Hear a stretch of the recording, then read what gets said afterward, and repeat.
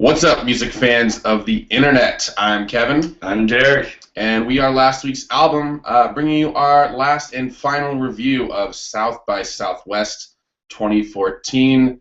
Let's give you the rundown of the bands, and then we'll get right into it. Last night, Saturday night, we saw Orthy, Toadies, Roddy, Saba County, Shakey Graves, Cody Chesnutt, and Drenge. I forget the way they prefer it to be said. But that's 7 bands in one night, and they were all great. And now we're going to tell you all about them. Starting with Orthy. They are a local Austin band, and in a nutshell, I describe them as Breakfast Club. They sound like that to me, like that movie and that time and that headspace of just sort of fun but also emotional 80s pop. What do you think, Derek? I think that's a really good description. There are a lot of keys, but really good beats and melodies going on. Yeah, I think that's a great description. The Breakfast Club. They were a lot of fun. At one point, the song started, the second guitar, keyboardist and guitarist and lead singer, neither were playing guitars, but then they were both playing guitars and just transitioned very well. Yeah, I really enjoyed them. Cool band. I'm looking forward to see more from them going forward. Yeah, and I just realized I forgot to start things off with a cheers, so let's make up for that right now. Cheers, everyone at home.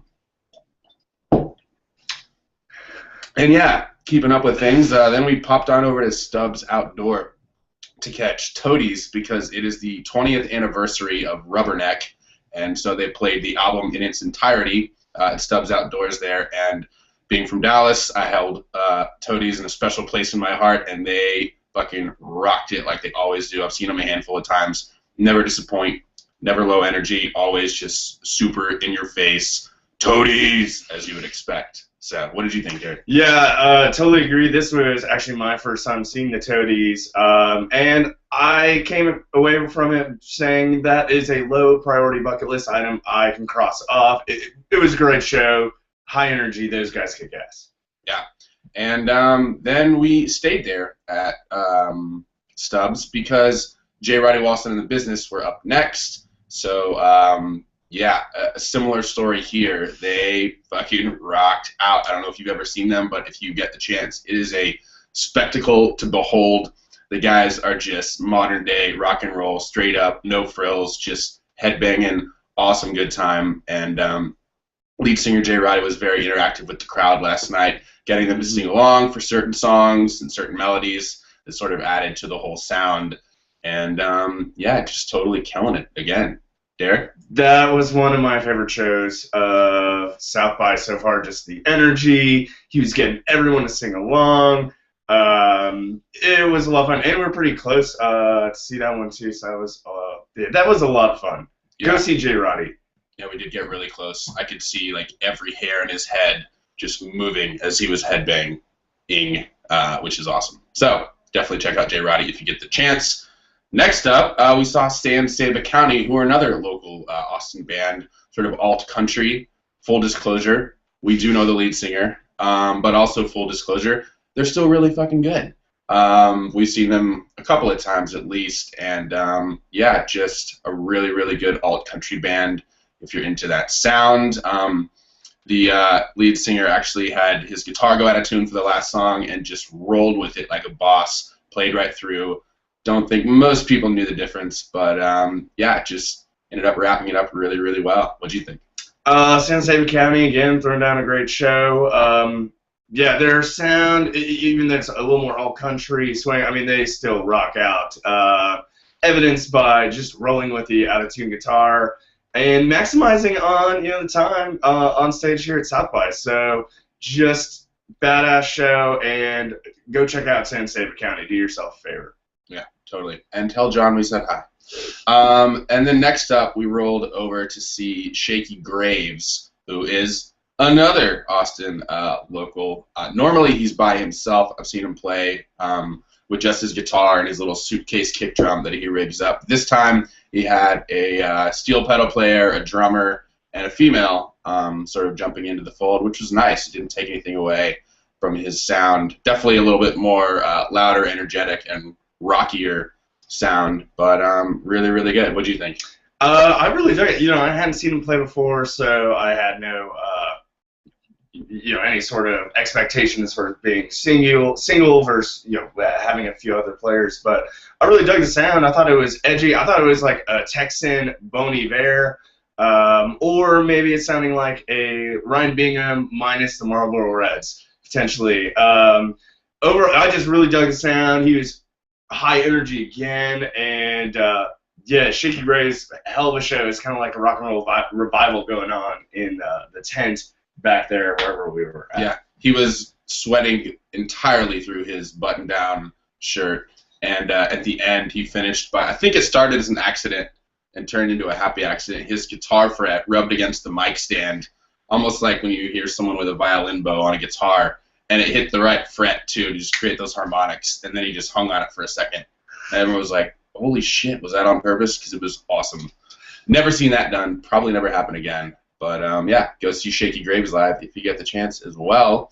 Speaking of revival, after Shakey Graves, we saw Cody Chesnutt, who is an amazing soul, rock and roll singer-songwriter, guitar player, all the above. Been around for years now and really, really good. Never seen him live, and now we have. He had a full band behind him as well.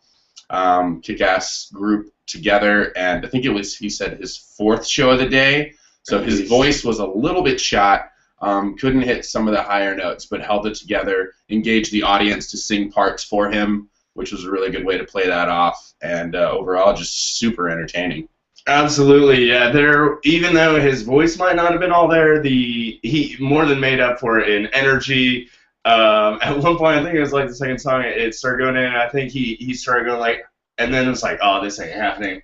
And then I think the band quickly found out that the bass player is the second best singer in the group, but I thought they all handled it great. I mean, his backup band, they were real good. And fantastic show, high energy, like rock and roll revival going on right after Shakey Graves. Yeah, and that just goes back to the difference of South by Southwest versus seeing a band, as you would in a normal concert context. This isn't one show where they know they're going to nail it. This is their 4th show of the night, and they just have to roll with the unpredictability and whatever happens. So it's really cool to see a band respond to that and still come out on top. So strong work, Cody Chesnutt and crew. And finally, we ended up seeing Drenge at 1 in the morning, or Drenge. I think we've looked up how to say it. I think it's Drenge. They are a British rock band, couple of brothers, one on drums, one on guitar, just heavy rock, a little bit of punk influence, and even it felt a little like, it's not hip-hop, but some of the beats and the syncopation sort of had that vibe to it. So I was really jamming on it. What did you think? Yeah, the high energy show again, and one of my takeaways was the drummer just literally beat the shit out of the drums. So much so some roadies had to come up and fix the drums because he had just beat the shit out of them. It's cool to see just the way they work together. Seeing that live, exactly as you said, some of the transitions there, where they change up some of the beats and stuff between the drums and the guitar, it's pretty intricate, and just seeing them just fucking rolling with it and without losing a beat ever is just pretty cool to see. They're awesome. Go check out Drenge or Drenge. You could tell they were having the time of their lives, just 2 young brothers cutting it up. Ending a showcase at South by is a pretty big deal, and I think they knew that, and we're killing it because of it. So there you have it, guys. Wrapping up South by Southwest, at least last week's album's coverage of South by Southwest. We've seen tons of bands this week. Had an awesome time just bopping around the city, hitting club to club to club to see different bands. If you guys ever get the chance to come to South by, please do so. Hit us up. We'd love to meet you at a show or something like that. And, until next year, I think we're going to go maybe get some leg massages and some naps and some food. From a food truck, of course. Always from a food truck. All right, guys. Well, there you have it. Hope you enjoyed this. Go check out some live music. We'll be back next week with an album review for you, as always. Last week's album, talking about good music. Cheers, guys.